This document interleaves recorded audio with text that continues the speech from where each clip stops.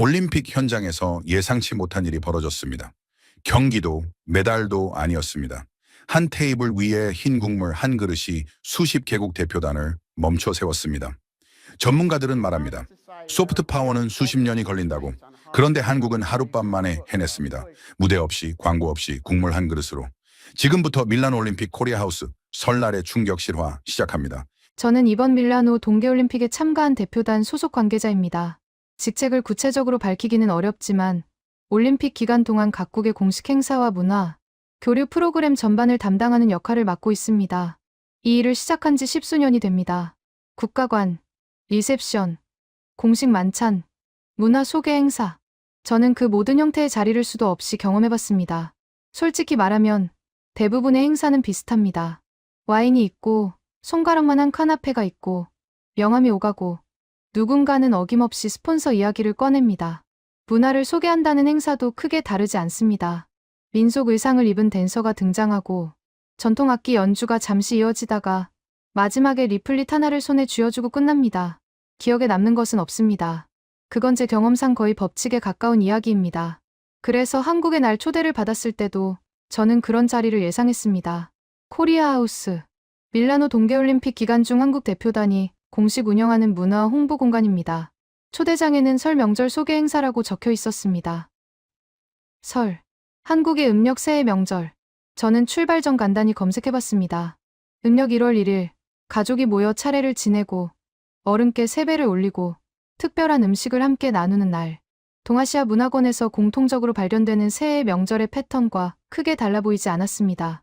중국의 춘절, 베트남의 떼, 그리고 한국의 설. 구조는 비슷하다고 생각했습니다. 저는 1시간 정도면 충분할 것이라 생각하며 코트를 챙겨 입었습니다. 날짜를 다시 한번 확인했습니다. 2026년 2월 6일. 개막식 당일이었습니다. 밀라노 산시로 스타디움에서 2026 동계올림픽 개막식이 열리는 그날, 저녁 코리아하우스에서는 또 다른 행사가 준비되고 있었습니다. 머라이어 캐리, 라우라 파우시니, 안드레아 보첼리가 개막식 무대를 장식하는 그 밤. 저는 그 화려한 무대를 뒤로하고 코리아하우스로 향했습니다. 개막식의 열기가 밀라노 전체를 뒤덮고 있었습니다. 거리마다 각국의 국기가 나부꼈고 올림픽 공식 로고 26일 형상화한 조형물 앞에서 관광객들이 사진을 찍고 있었습니다. 선수단 퍼레이드의 여운이 채 가시지 않은 도시 안에서 저는 한 골목 안쪽의 조용한 공간으로 걸어 들어갔습니다. 공간은 예상보다 정돈되어 있었습니다. 과하지 않았습니다. 그게 첫인상이었습니다. 대형 현수막도, 강렬한 조명도, 사방을 가득 채운 국기도 없었습니다.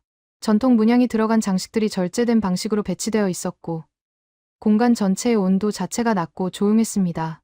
여러 나라에서 온 대표단 관계자들이 삼삼오오 모여 대화를 나누고 있었습니다. 긴장감이 없었습니다. 경쟁의 기운도 없었습니다. 저는 음료를 한 잔 들고 자리를 잡았습니다. 잠시 후 행사 진행자가 마이크를 잡았습니다. 한국어와 영어를 번갈아 사용하며 오늘 이 자리의 배경을 설명하기 시작했습니다. 설이 무엇인지, 이 명절이 한국 사람들에게 어떤 의미를 지니는지, 가족과 음식과 시간이 어떻게 하나로 엮이는지에 대한 이야기였습니다. 저는 처음에는 건성으로 듣고 있었습니다. 예상 범위 안의 소개처럼 들렸으니까요. 그런데 한 문장에서 손이 멈췄습니다. 2026년 설날은 2월 17일입니다.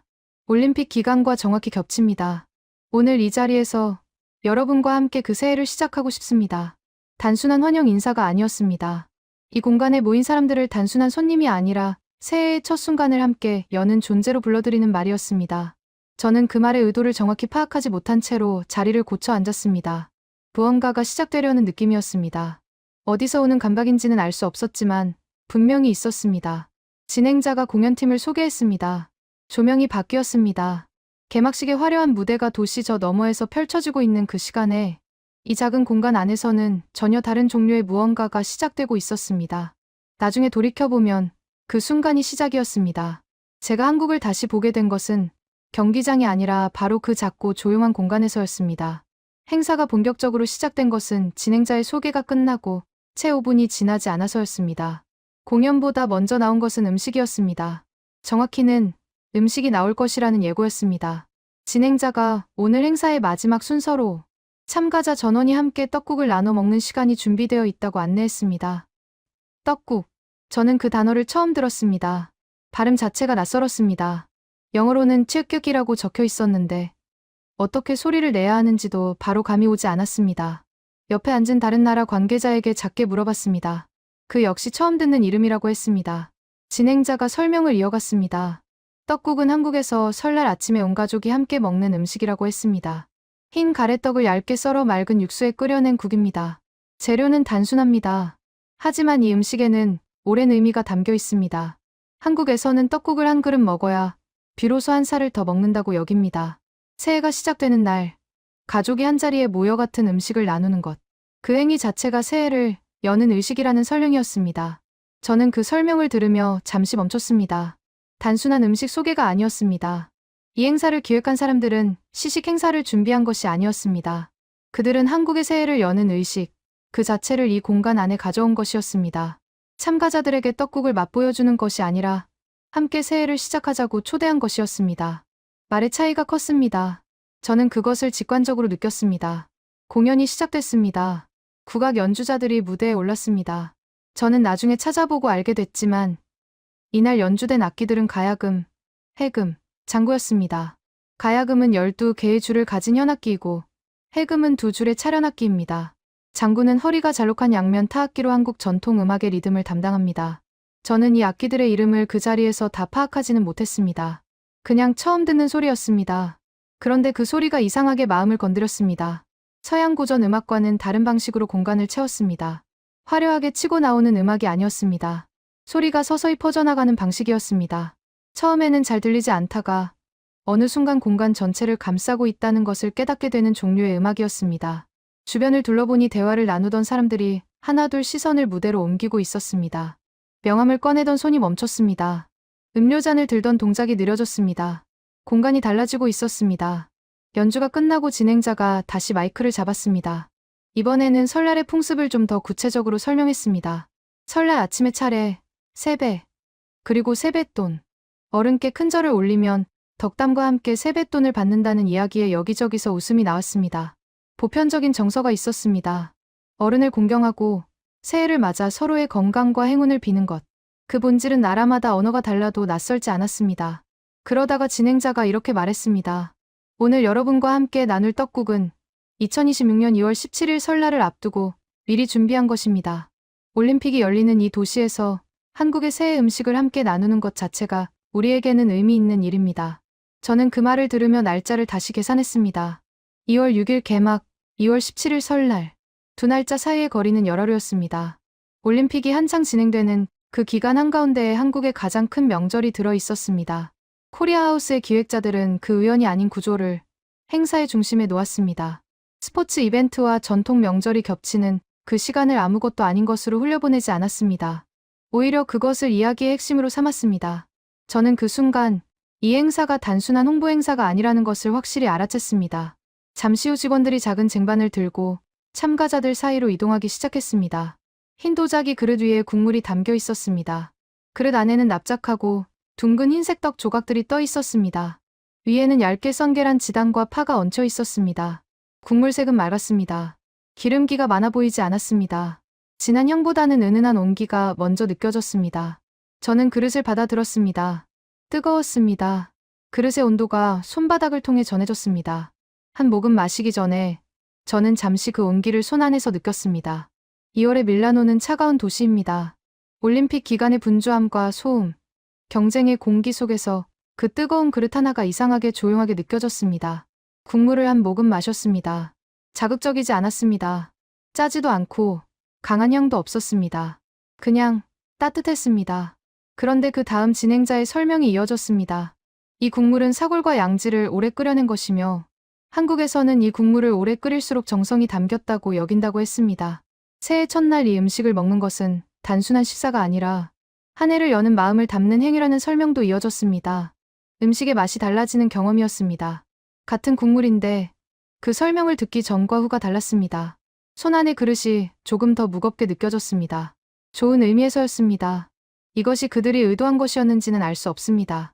하지만 결과적으로 저는 단순히 낯선 음식을 맛보는 것이 아니라 무언가를 함께 받아드는 느낌을 받았습니다. 옆자리의 관계자가 조용히 말했습니다. 이거 생각보다 맛있는데요. 저도 그렇게 생각했습니다.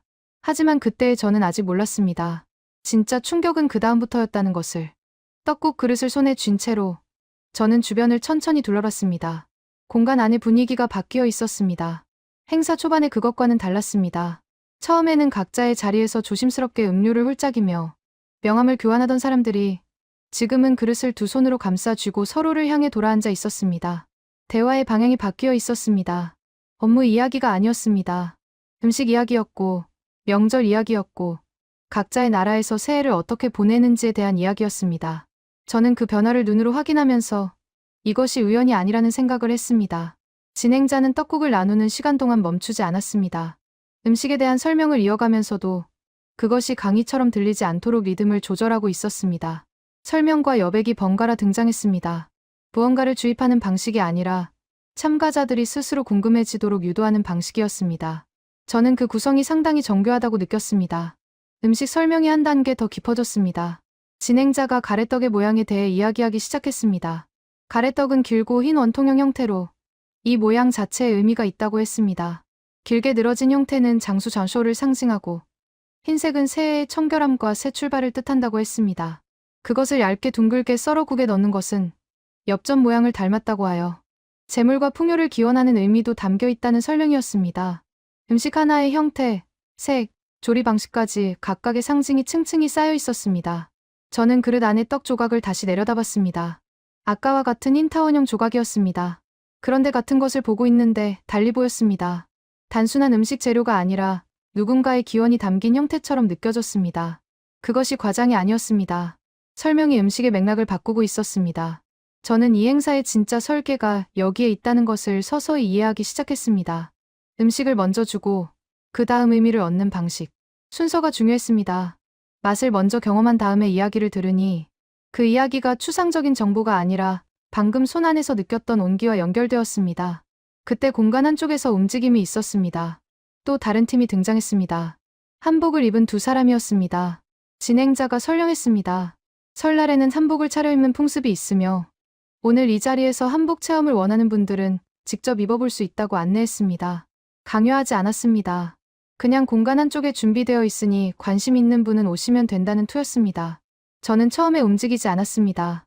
그런데 제 주변에서 먼저 일어서는 사람이 있었습니다. 동유럽 국가에서 온 관계자였습니다. 그 뒤를 따라 두세 명이 더 자리에서 일어났습니다. 머뭇거림이 있었지만 분위기가 부드러웠기 때문에 그 머뭇거림이 오래가지 않았습니다. 한복을 입은 한국 측 직원들이 자연스럽게 옆에 서서 도움을 줬습니다. 웃음이 나왔습니다. 긴장이 아니라 유쾌함이 있는 웃음이었습니다. 저는 그 장면을 지켜보면서 뭔가를 포착했습니다. 이 행사는 보여주기 위해 설계된 것이 아니었습니다. 참여시키기 위해 설계된 것이었습니다. 한복을 전시한 것이 아니라 입혀줬습니다. 떡국을 전시한 것이 아니라 손에 쥐어줬습니다. 설날을 설명하는데 그치지 않고 설날의 행위 안에 참가자들을 들어오게 했습니다. 그 차이는 작은 것 같지만 경험하는 사람 입장에서는 완전히 달랐습니다. 구경꾼이 아니라 참여자로 만드는 방식이었습니다. 조리 설명도 이어졌습니다. 오늘 행사에서 제공된 떡국은 단순히 가져온 것이 아니라 현장에서 직접 조리한 것이라는 안내가 있었습니다. 육수는 사골을 장시간 우려낸 것이며 떡은 국내에서 공수해온 가래떡을 현지에서 직접 썰어 사용했다고 했습니다. 저는 그 설명에서 준비의 규모를 짐작했습니다. 간단한 시식 행사라면 굳이 그렇게 할 필요가 없습니다. 그들은 진짜를 가져오는 것에 공을 들였습니다. 재현이 아니라 실제. 그 고집이 음식의 온도와 국물의 맑음 안에 담겨 있었습니다. 진행자가 이번에는 조금 다른 이야기를 꺼냈습니다. 한국에서 떡국은 새해 첫날 먹는 음식이지만 그 전날인 섣달금음에 가족이 모두 모여 다 함께 떡을 준비하는 문화도 있다고 했습니다. 가래떡을 길게 뽑는 작업부터 시작해서 그것을 썰고 육수를 끓이는 과정 전체가 가족의 공동행위였다는 것입니다. 음식을 만드는 과정이 이미 명절의 일부였습니다. 결과물인 떡국뿐 아니라 그것을 만드는 과정 안에 명절의 의미가 담겨 있었습니다. 저는 그 이야기를 들으며 잠시 제 나라의 명절을 떠올렸습니다. 형식은 달랐지만 본질은 비슷했습니다. 음식을 준비하는 과정 자체가 가족을 하나로 묶는 시간이라는 것. 그것은 한국만의 이야기가 아니었습니다. 그래서 낯설지 않았습니다. 오히려 그 보편성 때문에 설명이 더 깊이 들어왔습니다. 한국의 특수한 문화를 소개하고 있는데 듣는 입장에서는 자신의 기억이 함께 열리는 경험이었습니다. 공간 안에서 대화가 활발해지고 있었습니다. 서로 다른 나라에서 온 사람들이 각자의 새해 음식 이야기를 꺼내기 시작했습니다. 어떤 나라는 특정 생선을 먹고, 어떤 나라는 특별한 빵을 굽고, 어떤 나라는 12가지 과일을 준비한다고 했습니다. 코리아하우스가 의도했는지는 모르겠지만 떡국 하나가 새해 음식에 대한 국가 간의 자발적인 교류를 만들어냈습니다. 한국 문화를 일방적으로 전달하는 자리가 아니라 그것을 매개로 여러 문화가 서로 이야기를 꺼내는 자리가 되어 있었습니다. 저는 그것이 이 행사에서 가장 인상적인 장면이었다고 생각합니다. 한국의 설날을 소개하는 자리인데 결과적으로 다른 나라의 이야기들이 함께 나오고 있었습니다. 그 흐름이 강요된 것이 아니라 자연스럽게 형성됐습니다. 떡국이 그 문을 열었습니다. 음식이 대화의 출발점이 된 것입니다. 저는 그 자리에서 이 행사를 기획한 사람들이 음식의 기능을 정확히 이해하고 있다는 것을 느꼈습니다. 음식은 단순한 먹거리가 아닙니다. 낯선 사람들 사이의 거리를 가장 자연스럽게 좁히는 매개입니다. 그들은 그것을 알고 있었습니다. 그리고 그 알은 행사 전체의 구성 안에 정밀하게 반영되어 있었습니다. 떡국을 다 비울 즈음 공간 안의 조명이 다시 바뀌었습니다. 이번에는 아까보다 더 넓은 공간이 열렸습니다. 행사 초반에 공연 구역이 확장되어 있었습니다. 직원들이 조용히 의자 배치를 바꾸고 있었고 참가자들은 자연스럽게 그 방향으로 이동했습니다. 강요가 없었습니다. 공간이 사람을 움직이게 만들었습니다. 저는 그 동선 설계가 의도적이라는 것을 눈치챘습니다. 이 행사는 처음부터 끝까지 참가자가 자발적으로 움직이도록 설계되어 있었습니다. 무대가 다시 열렸습니다. 이번에 등장한 것은 아까의 국악 연주자들이 아니었습니다. 다른 팀이었습니다. 현대적인 의상을 입은 퍼포머들이 무대 중앙으로 걸어 나왔습니다. 음악이 시작됐습니다. 저는 첫 소절을 듣자마자 그것이 K-POP라는 것을 알았습니다. 정확한 곡명은 그 자리에서 파악하지 못했지만 리듬과 구성이 분명히 달랐습니다. 아까의 국악과는 전혀 다른 에너지였습니다. 그런데 이상한 일이 벌어졌습니다. 어색하지 않았습니다. 같은 공간에서 불과 30분 전에 가야금과 해금 소리를 들었던 귀가 지금 K-POP 비트를 받아들이고 있었습니다. 충돌이 없었습니다. 저는 그 이유를 생각했습니다. 아마도 국악 공연이 먼저 이 공간의 정서적 온도를 만들어놨기 때문이었을 것입니다. 낯선 소리를 통해 이미 한번 감각이 열린 상태였습니다. 그 열린 상태에서 K-POP에 들어오니 거부감보다 호기심이 먼저 작동했습니다. 진행자가 짧게 설명을 덧붙였습니다. 오늘 이 무대는 의도적으로 전통과 현재를 한 공간에 놓은 것이라고 했습니다. 한국 문화는 수백 년의 전통 위에 서 있으면서 동시에 지금 이 순간 세계와 가장 활발하게 교류하는 문화 중 하나라는 이야기였습니다. 그 두 가지가 분리된 것이 아니라 같은 뿌리에서 나온 다른 가지라는 설명이었습니다. 저는 그 말을 들으며 무대를 다시 봤습니다. 방금 전까지 국악기를 연주하던 공간에서 지금은 K-POP 퍼포먼스가 펼쳐지고 있었습니다. 같은 무대였습니다. 교체된 것이 아니라 이어진 것이었습니다. 그 구성이 말하고 있는 것이 있었습니다. 우리는 과거에 머물러 있지 않다. 그렇다고 과거를 버린 것도 아니다. 저는 그 메시지를 설명이 아니라 무대 배치로 받아들였습니다. 말로 설명됐다면 훨씬 더 와닿았을 것입니다. 하지만 같은 공간에서 두 가지를 직접 경험하니 그 연속성이 감각적으로 이해됐습니다. K-POP 퍼포먼스가 이어지면서 공간의 온도가 올라갔습니다. 처음에는 조심스럽게 서 있던 참가자들이 조금씩 몸을 움직이기 시작했습니다. 박수가 나왔습니다. 어떤 이는 리듬에 맞춰 고개를 끄덕였습니다. K-POP는 이미 언어의 장벽과 상관없이 상당수 국가에서 소비되고 있는 장르입니다. 그 친숙함이 이 공간에서도 작동했습니다. 전혀 모르는 음악이 아니었습니다. 들어본 적 있는 리듬, 알아볼 수 있는 안무의 문법, 그것이 사람들을 무대 쪽으로 끌어당겼습니다. 저는 그 장면을 보면서 이 기획의 층위를 다시 생각했습니다. 국악은 한국이 오래된 문화를 가지고 있다는 것을 보여줬습니다. K-POP는 한국이 지금 이 순간에도 세계와 연결되어 있다는 것을 보여줬습니다.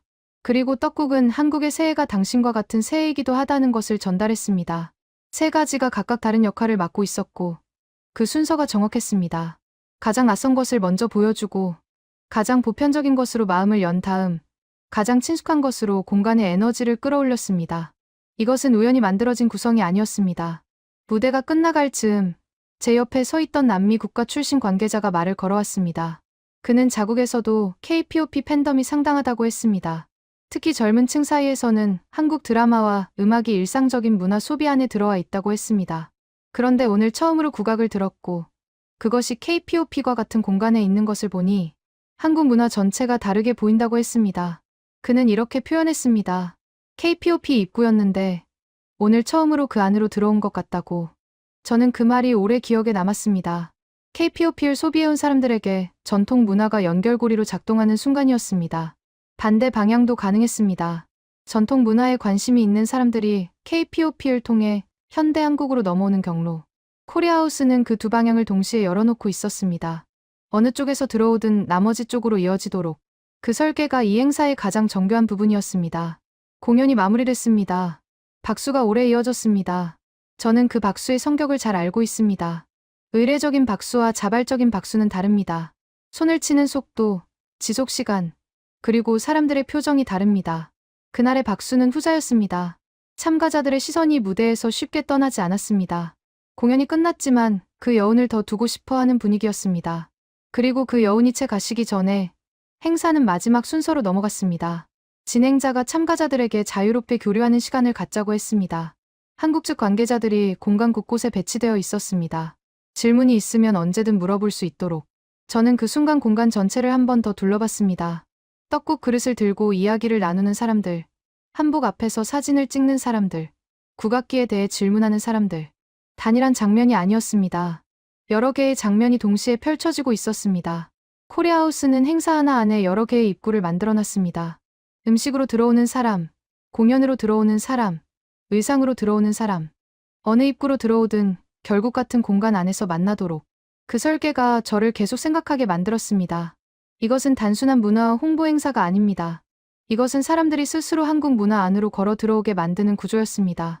밀어넣는 것이 아니라 끌어들이는 것. 그 차이가 이날 행사 전체를 관통하고 있었습니다. 저는 그 자리에서 스포츠 이외의 방식으로 올림픽 공간을 활용하는 것이 이렇게 강력할 수 있다는 것을 처음으로 실감했습니다. 교류 시간이 시작되고 저는 자리를 옮겼습니다. 공간 한쪽에 마련된 전시 구역이었습니다. 설날과 관련된 물건들이 놓여 있었습니다. 색동 옷감, 윷놀이 도구, 복주머니, 그리고 세배를 설명하는 작은 안내판. 저는 그것들을 천천히 살펴보면서 한국 측 관계자에게 몇 가지를 물어봤습니다. 그 관계자는 막힘없이 답했습니다. 준비된 사람이었습니다. 단순히 행사 진행을 돕는 역할이 아니라 문화 전달자로서 훈련된 사람처럼 보였습니다. 설명의 깊이가 달랐습니다. 저는 그 대화 중에 한 가지 질문을 했습니다. 떡국이 새해 음식이 된 것은 언제부터입니까? 관계자가 잠시 생각하더니 답했습니다. 조선시대 문헌에도 설날에 떡국을 먹는 풍습이 기록되어 있으며 정확한 기원은 그보다 더 오래된 것으로 추정된다고 했습니다. 흰 음식을 새해 첫날 먹는 것은 한 해의 시작을 깨끗하게 열겠다는 의지의 표현이었다고 했습니다. 저는 그 설명을 들으며 손 안의 빈 그릇을 다시 내려다봤습니다. 방금 전 비운 그 그릇이 수백 년의 시간을 담고 있는 그릇이었습니다. 그 감각이 선명했습니다. 올림픽은 4년마다 돌아옵니다. 세계 각국이 모이고 경쟁하고 헤어집니다. 그 반복되는 사이클 안에서 코리아하우스는 매번 공간을 열었을 것입니다. 그런데 이번에는 달랐습니다. 올림픽 기간과 설날이 겹쳤습니다. 2026년 2월 6일 개막, 2월 17일 설날.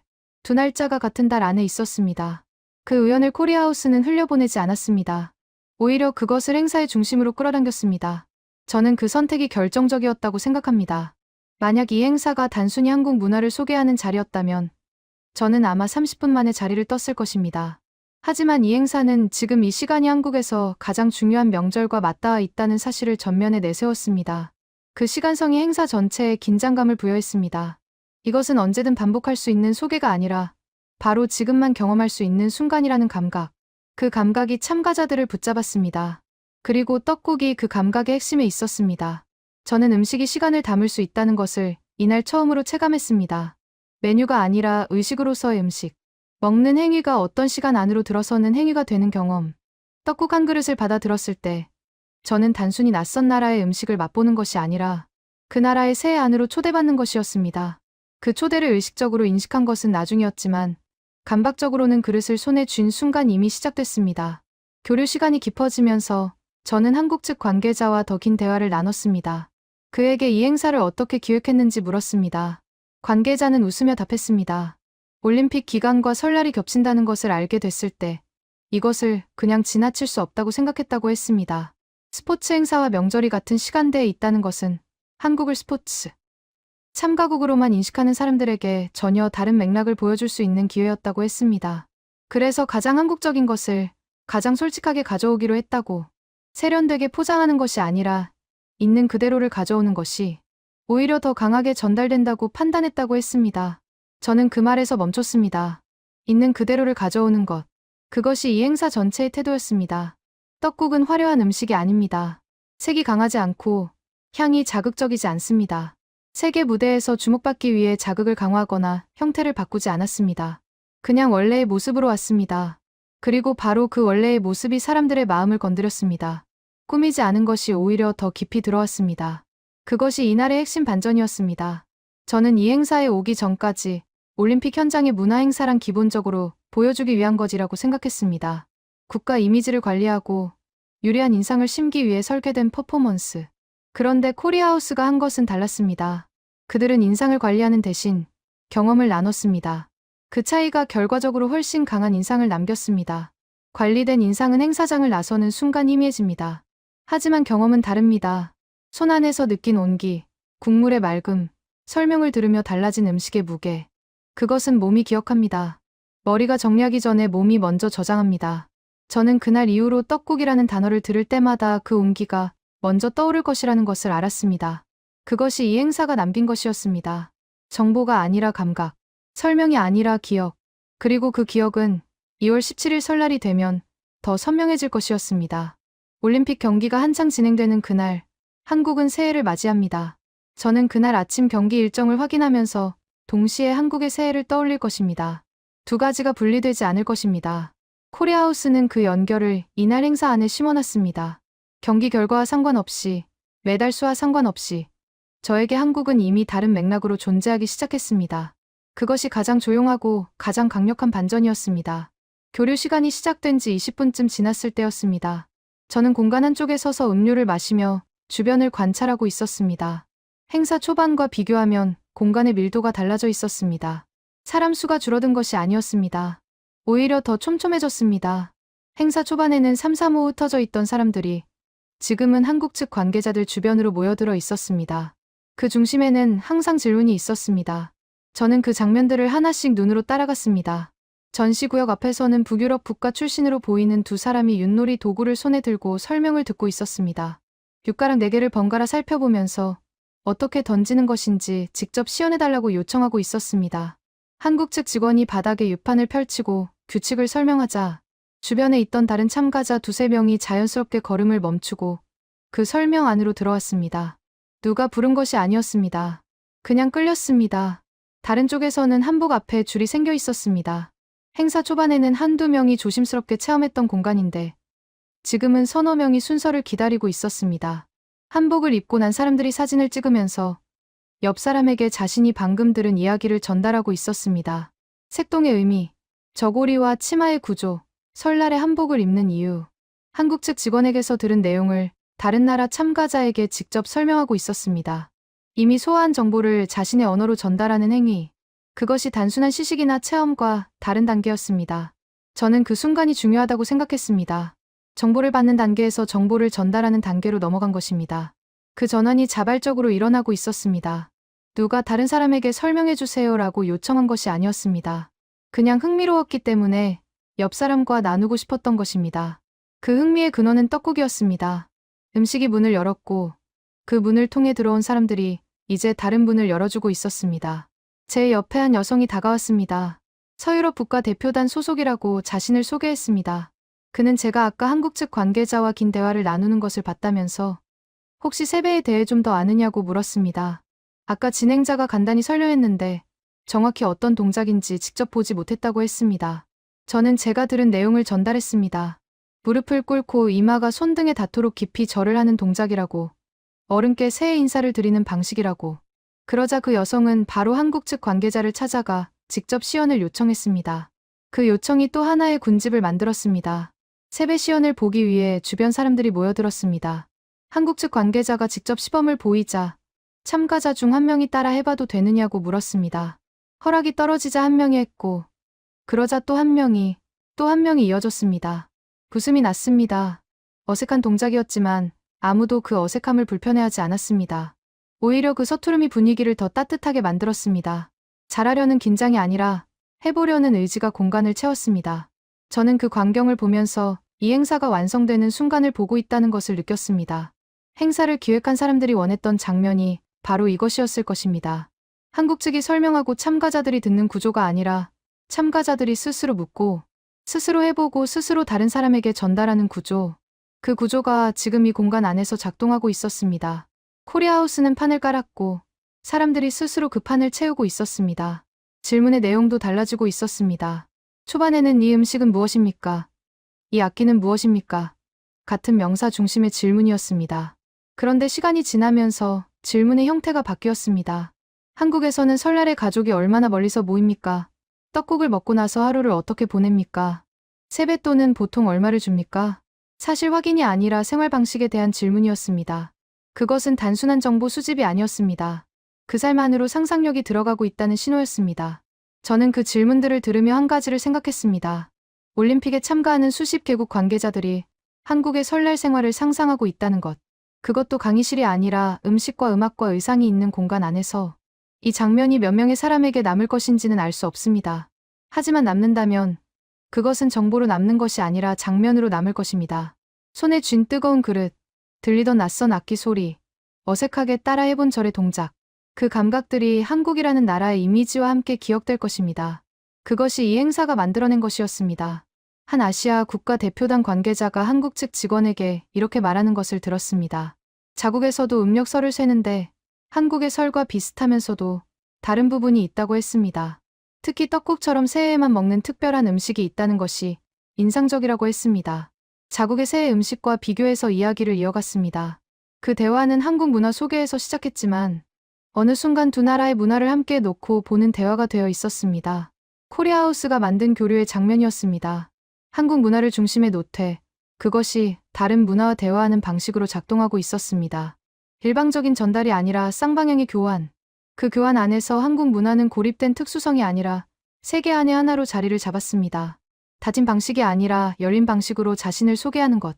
저는 그것이 이 행사에서 배운 가장 중요한 것이었다고 생각합니다. 교류 시간이 마무리되고 있었습니다. 사람들이 코트를 챙기기 시작했습니다. 하지만 아무도 서두르지 않았습니다. 떠나면서도 대화를 이어갔습니다. 명함을 교환하는 손이 여기저기서 보였습니다. 이번에는 업무 때문이 아니라 오늘 나눈 이야기를 계속하고 싶어서 교환하는 것처럼 보였습니다. 그 차이를 저는 알 수 있었습니다. 저는 코트를 입으면서 시간을 확인했습니다. 2시간이 지나 있었습니다. 1시간이면 충분할 것이라고 생각했던 그 자리에서 저는 2배의 시간을 보냈습니다. 그리고 그것이 전혀 아깝지 않았습니다. 행사장을 나선 것은 밤 10시가 조금 넘은 시각이었습니다. 밀라노의 2월 밤은 깊고 차가웠습니다. 코트깃을 세우며 걸음을 옮겼습니다. 거리에는 아직 올림픽 개막식의 여운이 남아 있었습니다. 산시로 스타디움 방향에서 돌아오는 인파가 보였습니다. 머라이어 캐리의 공연을 보고 나오는 사람들, 안드레아 보첼리의 무대에 감동받은 표정들, 세계 최정상급 아티스트들이 올림픽 개막을 수놓은 밤이었습니다. 그 화려한 밤과 같은 시간에 저는 작은 공간 안에서 흰 국물 한 그릇을 마시고 있었습니다. 그런데 이상했습니다. 코리아하우스를 나서는 제 발걸음이 개막식장을 나서는 저 사람들보다 가볍지 않았습니다. 오히려 무언가를 더 가지고 나오는 느낌이었습니다. 손에 쥔 것은 없었습니다. 기념품도 리플릿도 챙기지 않았습니다. 그런데 비어있지 않았습니다. 그 감각이 묘했습니다. 수소로 돌아가는 길에 저는 오늘 하루를 정리해봤습니다. 2026년 2월 6일 밀라노 동계올림픽 개막일. 저는 개막식 대신 코리아하우스를 선택했고 그곳에서 2시간을 보냈습니다. 떡국을 먹었고 국악을 들었고 K-POP 퍼포먼스를 봤고 세뱃시연을 구경했습니다.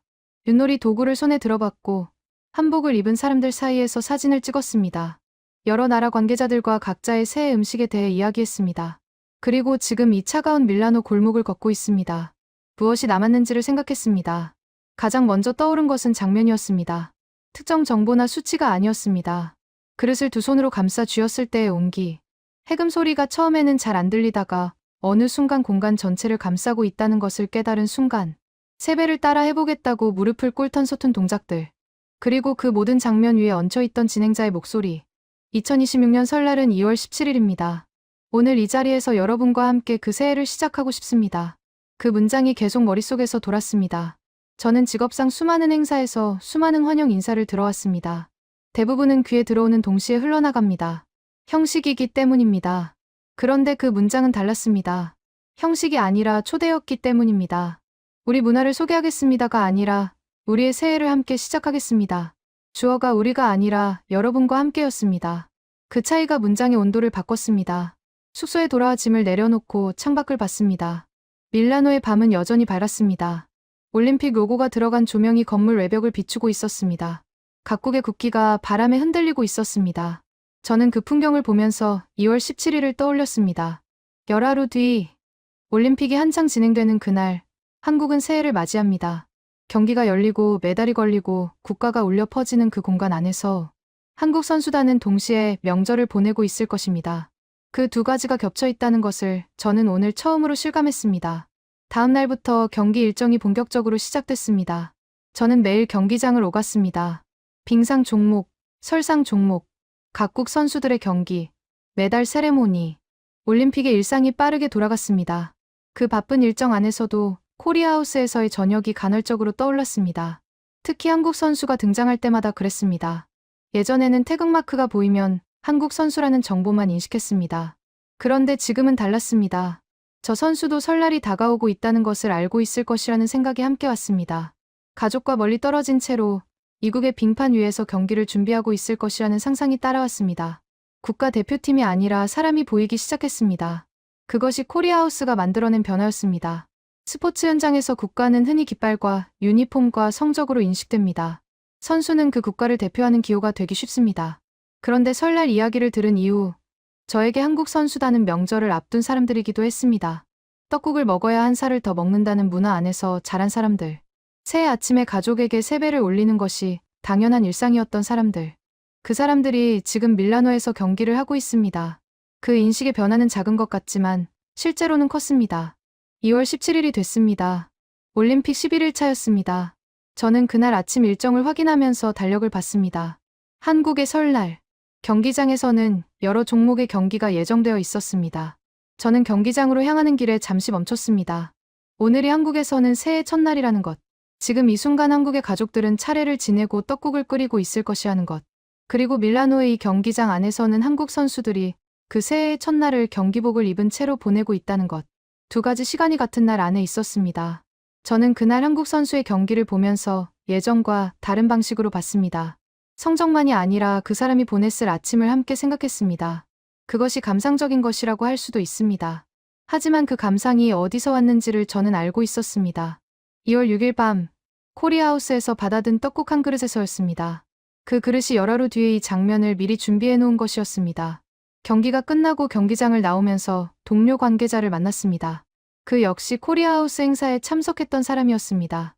우리는 잠깐 멈춰서 이야기를 나눴습니다. 그가 먼저 말했습니다. 오늘 한국 설날이죠. 저는 그렇다고 했습니다. 그는 잠시 생각하더니 이렇게 말했습니다. 그날 행사가 없었다면 몰랐을 거예요. 그냥 경기 일정만 봤겠죠. 저도 그랬을 것입니다. 코리아하우스는 단순히 한국 문화를 소개한 것이 아니었습니다.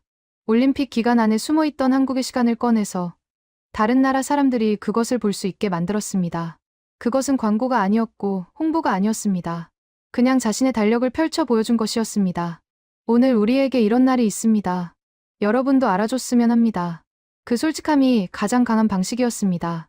그리고 그 방식은 경기 결과와 상관없이 작동했습니다. 눈을 떴을 때 밀라노의 하늘은 흐렸습니다.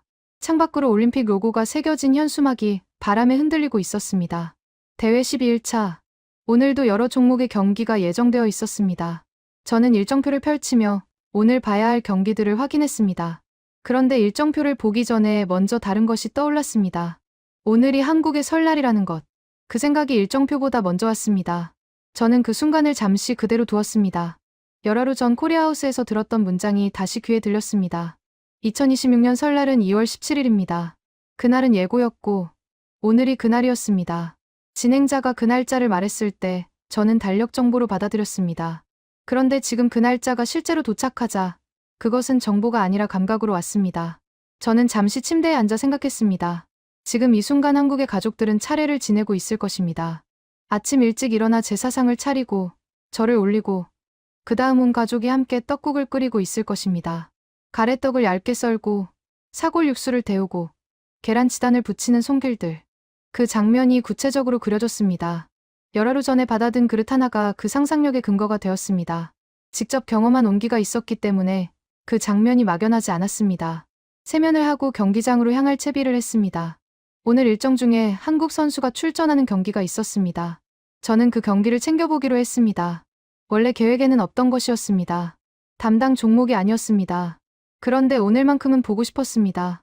이유를 설명하기는 어렵지만 오늘이 그 선수에게 단순한 경기날이 아닐 수도 있다는 생각이 들었습니다. 가족과 멀리 떨어진 채로 명절 아침을 경기복을 입고 보내고 있는 사람. 그 사람의 경기를 오늘은 다른 방식으로 보고 싶었습니다. 경기장으로 향하는 셔틀 안에서 옆자리에 아는 얼굴이 앉았습니다. 코리아하우스 행사에서 함께 세베시언을 구경했던 서유럽 국가 관계자였습니다. 우리는 눈이 마주치자마자 동시에 웃었습니다. 특별한 이유가 없었습니다. 그냥 같은 것을 알고 있는 사람끼리의 웃음이었습니다. 그가 먼저 말했습니다. 오늘 한국 설날이죠.